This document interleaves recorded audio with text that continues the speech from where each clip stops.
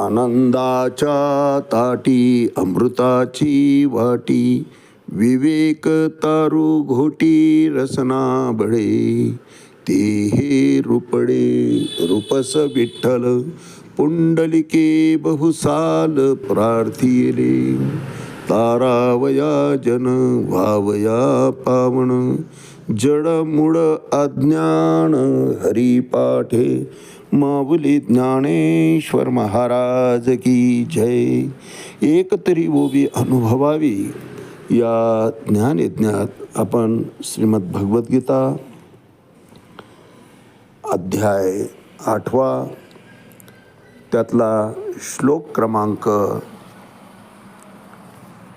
15 आणि माऊलींनी या श्लोकवर ज्ञानेश्वरी 8व्या अध्यायामध्ये 142 क्रमांकाच्या ओवीनं केलेलं भाष्य, याचं आज आपण चिंतन करणार आहोत. मामुप्येते पुनर्जन्म दुःखालयम अशाश्वतम, नाप्नुवन्ति महात्मना संसिद्धिं परमां गतः. भगवंत सांगतात, अर्जुना, माझी प्राप्ती केल्यानंतर भक्तियोगी महात्मे जन या आश्वासक जगामध्ये, या दुःखपूर्ण जगतामध्ये कधीच परतून येत नाही. कारण त्यांचं कर्म, केलेले कर्म आणि त्या कर्मापासून निर्माण झालेलं फळ, हे दोन्ही ते माझ्या ठिकाणी समर्पित करून टाकतात.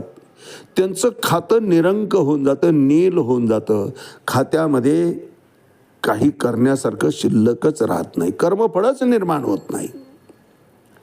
जीवन जगताना आपण पाहतो की असे जे महात्मे असतात त्यांना जीवनामध्ये काही करण्याचं शिल्लकच राहिलेलं नसतं. महाराज आत्ता बोलवणं आलं भगवंताचं तर निघायच्या तयारीत असतात. तुझं बोलवणं आलं की केशवा, आनंदानं तुझ्या मार्गानं मी मार्गक्रमण करेल, अशा तयारीमध्ये ते असतात. अहो, गावाला जायचं तर आपण किती तयारी करतो महाराज. 2च दिवसाकरता जायचं असतं, परंतु कपडे सगळे लागणारे घेतले की नाही, पैसा अडका घेतला की नाही, जवळ कॅश आहे, मोबाईलमध्ये ऑनलाईन करता येण्यासारखी व्यवस्था आहे की नाही, तिकडं रेंज असते की नाही, किती म्हणून आपण तयारी करतो, सर्व माहिती कलेक्ट करतो. आणि कायमस्वरूपी ज्या प्रवासाला निघायचं आहे महाराज, त्याचं क्षणभर सुद्धा चिंतन आम्ही करत नाही. किती दुर्दैव्य आहे. परंतु भगवंत सांगतात की जे साधक आहे ते त्याच गोष्टीचं चिंतन करतात शेवटच्या प्रवासाचं. बाकीचे हे प्रवास पुन्हा परतीचे आहेत. गावाला गेलं 4 दिवस राहाल, 5 दिवस राहाल, पुन्हा घरी गावाकडे आपल्या स्वतःच्या घरी परत याल महाराज. परंतु हा शेवटचा जो प्रवास आहे, त्या प्रवासातून एकतर भ्रमिष्ट झालेल्या जीवांकरता कोणत्या स्टेशनवर थांबायचं आहे हेही निश्चित नसतं. त्यामुळे सगळी गोंधळलेली अवस्था महाराज. जिथं जातील तिथं भ्रम, शंका, कुशंका. परंतु जे साधक आहे, भगवंत म्हणतात, ते नाप्नुवन्ति महात्मा संसिद्धिं परमां गतः. ते पुन्हा परत या मृत्यूलोकी येत नाही. कारण हे मृत्यूलोक, हे भूलोक अनित्य आहे, अशाश्वत आहे. प्रलयानंतर हे संपूर्ण नाहीसं होणार आहे. अशा या अनित्य प्राकृत जगतामध्ये सुख शोधणं हेच मूर्खपणाचं लक्षण आहे महाराज. जे स्वतः शाश्वत नाही, संपूर्ण नश्वर आहे, त्या ठिकाणी सुखाची अपेक्षा करणं हेच मुळात चुकीचं आहे. मग ज्या ठिकाणी सुख मिळतं त्या ठिकाणी आम्ही त्याचा शोध घ्यायला पाहिजे. नाहीतर पादत्राणाचं दुकान आहे, आजकाल पादत्राणाचे दुकानं एसी असतात महाराज, आणि खायच्या पदार्थाचे सगळं नासायला कारणीभूत होणारे त्यांचे ते डबे, ते पॅकिंग, एसीचं नाव नाही. ज्याच्यावर आम्ही भक्ष्य करणार आहोत ते उघड्यावर आहे आणि जे उघड्यावर वापरायचं आहे ते एसीमध्ये आहे. शोकांतिका आहे महाराज. अशा पादत्राणाच्या दुकानात आम्ही जर गेलो की हो 1 किलो पेढा द्या बरं पटकन, तो आमच्या चेहऱ्याकडे पाहिल की हा चुकून आलेला आहे, भ्रमिष्ट होऊन, का डोक्यावर परिणाम झालेला आहे.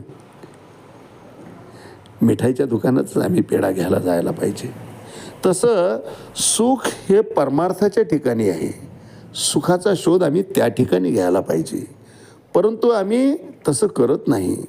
माऊली तर वर्णन करतात की तैसा सर्व सुखाचा आरामो, मी हृदयामध्ये बसलेला आहे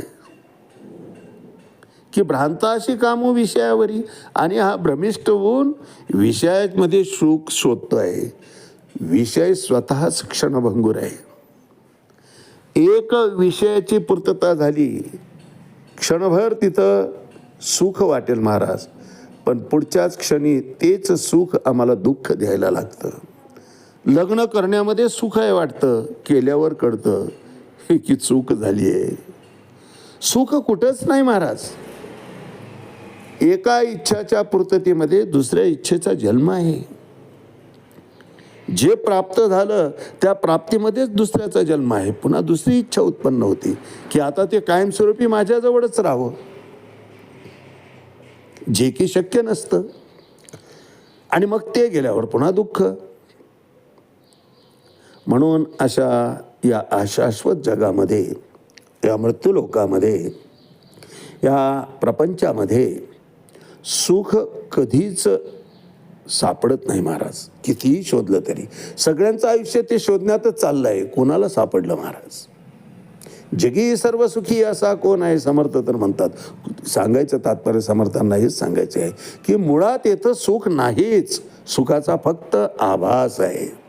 शरीराच्या आपल्या 4 अवस्थेतून देह जातो, मानव देह. जन्म, मृत्यू, जरा आणि व्याधी. दुःखाचं भरभरून आम्हाला या ठिकाणी ते दुःख प्रदान करत असतात. जन्म कोणाचा सुखाचा आहे महाराज? तो आला म्हणून बाकीच्यांना आनंद होत असेल, पण तो स्वतः दुःखातच असतो. 9 महिने गर्भवास सोसून त्या गर्भाचे यातना काय सांगू नारायणा, तुकोबाराय तर म्हणतात की विष्ठेमध्ये, मलमूत्रामध्ये त्या ठिकाणी जीव आराधना करतो भगवंताची. अरे बाबा मला मुक्त कर, बाहेर आलो की मी तुझं नाव घेईल. आणि बाहेर पडल्याबरोबर कोहम कोहम कोहम म्हणतोय. मी केव्हा म्हटलोय असं म्हणलोच नाही म्हणतो त्यानं. जन्मलेल्या त्या बाळाला सगळंच कळतं महाराज त्या अवस्थेमध्ये. पूर्वीचं आठवतं, परंतु जसं जसं मायेचं आवरण विणलं जातं तसं तसं मागचा त्याला विसर पडतो. भगवंत म्हणतात बहूनी मे जन्मानी व्यतीतानी तार्जुन तान्यम वेद सर्वानी नतम वेत्त परंतप. अर्जुना, जन्मोजन्मी आपण आलेलो आहे आणि ते सगळे मला आठवतात, कारण मी मायापती आहे. तुला ते आठवणार नाही, कारण तू मायेच्या अधीन आहे. म्हणून जन्म येणाऱ्या जीवाला सुख कधीच देत नाही. मृत्यू तो तर आपण पाहतोच. मृत्यूचा सोहळा व्हावा महाराज. माणसानं जगावं असं की त्याचा मरणाचा सुद्धा सोहळा व्हावा. काही काही विभूती अशा जगतात महाराज, जगत नाही असं नाही. मृत्यूच्या सुद्धा दुःखच आहे. जरा म्हातारपण हे तर सुखाचं कोणाकरताच नाही, आणि म्हणूनच म्हातारपण कधी वाट्याला येऊच नाही वाटतं जीवाला. बरं, नुसतं जन्म मृत्यू आणि जराच आहे का? म्हातारपणच आहे का? नाही महाराज. जगत असताना पुन्हा व्याधी आहे. एकदा सर्दी झाली की 4-5 दिवस ते आमचे खाऊन टाकतं. ह्या जीवनाच्या प्रत्येक वाटेवर दुःख आहे महाराज, दुःख आहे, दुःख आहे. कुठेतरी सुखाचा थोडासा झरा लागल्यासारखा वाटतं, पण तो लगेच आटतो. सुख पाहता जवा पाळे, दुःख पर्वता येवडे. नेले रात्रीने ते अर्ध. अहो, जीवनाचा आपला हिशोब करा ना. अर्ध आयुष्य तर रात्रच खाऊन जाते, आणि दिवसाच्या आयुष्यामध्ये हे इतके आहेत. जन्म, मृत्यू, जरा, व्याधी, त्याच्यात पुन्हा रोगराई आहे. उरतो कुठं टाईम महाराज परमार्थ करायला. तरीसुद्धा कुठल्या विश्वासावर आपण म्हणतो माहीत नाही की परमार्थ हे आताच काय आहे, आताच काय गाय. अहो चला वारीला म्हटले, आताच काय करायचं, अजून भरपूर आयुष्य पडलं आहे, मुलांचं लग्न आहे, त्यांचा वंशाचा दिवा तो पाळणा हलायचा आहे, मुलींचे लग्न व्हायचे आहे, त्या लेकरवाड्या व्हायच्या. अरे हो, त्या होत राहणार, प्रपंच होत राहतो महाराज. करावा लागतो तो परमार्थ. वारीला जावं लागतं, पायी चालावं लागतं, सकाळच्या काकड्याला सकाळी लवकर उठून स्नान करावं लागतं, श्रवण भक्ती करता, कथा कीर्तन ऐकण्याकरता बैठक तितकी सवय व्हावी लागते. नाहीतर 15 मिनटात तर पाय पसरतो महाराज, पुन्हा वाचतो. काय काय श्रवण होणार आहे त्याच्यात. अर्जुनासारखी भक्ती पाहिजे. अहो अर्जुनाची पाती जी परिसनया योग्य होती तीही कृपा करून संती अवधान द्यावे. इतकं अवधान पाहिजे, इतकं एकाग्र चित्त पाहिजे महाराज अर्जुनासारखं. पांचजन्यम ऋषिकेशो देवदत्तं धनंजय पौंड्रंदद्मो महाशंकम भीमकर्मा व्रकोधरा अनंत विजयम राजा कुंतीपुत्रो युधिष्ठिरा नकुल सदैव सुघोष मनुपुष्पकू काश्यश्च परमेश्वासा शिखंडिश्य महारथा धृष्टद्युम्न विराटस्य सात्यकीश पराजता द्रुपदो द्रौपदेयाश सर्वशाः पृथ्वीपते सौभद्रस्य महाबाहू शंखम दद्मौ पृथक. इतक्या रथी महारथींचे शंखांचे नाद होते महाराज. आणि एक एक नाद असा होता सघोषो, त्याच्या घोषानं, त्याच्या नादानं, त्याच्या त्या ध्वनीनं. सघोषोदार्थ राष्ट्राणाम हृदयानि वेदारत नभश्य पृथ्वीं चैव तू मुलो बेनवाद. पृथ्वी आकाशाला सुद्धा थरकाप सुटावा इतका गोंगाट. आणि त्या गोंगाटामध्ये अर्जुनानं गीता ऐकली महाराज. आज माईकचा आवाज थोडा कमी झाला की आम्ही म्हणतो आवाज आवाज. अहो ऐकायला याचं डोकंच तिथे ठिकाणावर नसतं.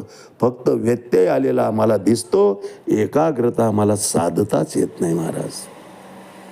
ज्याला एकाग्रता साधता आली, भगवंताशी जो एकरूप होऊन गेला, त्याचा जीवभाव या लोकी संपून जातो. भगवंत त्याला सायुज्य मुक्ती प्रदान करतात, त्याचा अंगीकार करतात आणि सर्व सुख त्याला भरभरून देत असतात. कारण जे प्राप्त आहे ते पर्याप्त आहे असा जीवनक्रम त्याचा सुरू होतो की मला जे मिळालं आहे ते माझ्या कर्मफळानुसार आहे. सुख असू द्या, दुःख असू द्या, माझ्याच कर्माचं ते फळ आहे. अशा प्रासादिक भावनानं तो आलेला प्रत्येक प्रसंग, आलेलं प्रत्येक सुख किंवा दुःख हे प्रासादिक भावनेनं त्याच्याकडे पाहतो, भगवंताचा प्रसाद म्हणून स्वीकार करतो. या देहावरचं ऋण त्या माध्यमानं फेडायचं आहे हे त्याला चांगलं माहीत होतं. ते ज्ञान होऊन जात असतं. अगा कर्मे जे उरावे तै ती सुखदुःखी फळावे तया ते भोगावया यावे देहायका. देह हा भोग भोगण्याकरता आलेला आहे, मग ते सुखाचे असोत किंवा दुःखाचे. म्हणून दुःखेषु अनुद्विग्न म्हणा सुखेषु विगत स्पृहा. सुखामध्ये तो खचत नाही आणि दुःखामध्ये तो खचत नाही आणि सुखामध्ये माजत नाही महाराज. स्थितप्रज्ञाचं तो जीवन जगतो आणि असा स्थितप्रज्ञ झाल्यामुळं त्याला पुढे या शरीराची धारणा करायची आवश्यकताच पडत नाही. शरीर घेऊन काही फेडण्यासारखं नसल्यामुळं शरीराची उत्पत्तीच होत नाही. इतकंच काय, भगवंत म्हणतात जीवाला पुन्हा माझ्या धामातून परत या मृत्यूलोकी येण्याची गरज पडत नाही. असं हे जे दुःख प्रदान करणारं शरीर आहे त्या शरीराशी त्याचा पुढं संबंधच येत नाही. शरीर कसं आहे त्याचं वर्णन करताना माऊली 8व्या अध्याय 142 क्रमांक 24 म्हणतात, जे दुर्मतीचे मूळ, जे कुकर्माचे फळ, जे व्यामोहाचे केवळ स्वरूपचे. तुकोबाराय एका अभंगात म्हणतात, शरीर उत्तम चांगले, शरीर सुखाचे घोसले, शरीरे साध्य होय केले, शरीरा साधले परब्रह्म. असं जरी असलं, परब्रह्माची प्राप्ती करून देण्याचं सामर्थ्य जरी या शरीरामध्ये असलं तरी त्याच अभंगामध्ये सुरुवातीलाच तुकोबाराय म्हणतात, शरीर दुःखाचे कोठार, शरीर दुर्गंधीच शरीर रोगाचे भांडार, शरीर दुर्गंधीचे सार, नाही अपवित्र शरीरा ऐसे. अहो किती अपवित्र आहे. शरीरातून बाहेर पडणाऱ्या मानवाच्या शरीरातून बाहेर पडणारी घाण कोणती उपयुक्त आहे महाराज. प्रत्येक घाण दुर्गंधयुक्त आहे. असं दुर्गंधीचं हे भांडार आहे जे दुर्मतीचे मूळ. बरं त्यातून विचार कोणता चांगला निघतो. चांगला विचार करण्याची सवयच नसते महाराज. म्हणून हे शरीर प्राप्तच होत नाही अशा या योग्याला. जे दुर्मतीचे मूळ, जे कुकर्मेचे फळ, जे व्यामोहाचे केवळ स्वरूपची. आज याच ठिकाणी थांबूया. रामकृष्ण री पुंडलिक वरदारी विठ्ठल श्री ज्ञानदेव तुकाराम पंढरीनाथ भगवान की जय. माऊली ज्ञानेश्वर महाराज की जय. जगद्गुरु तुकाराम महाराज की जय. शांती ब्रह्म एकनाथ महाराज की जय. आदिशक्ती मुक्ताबाई की जय.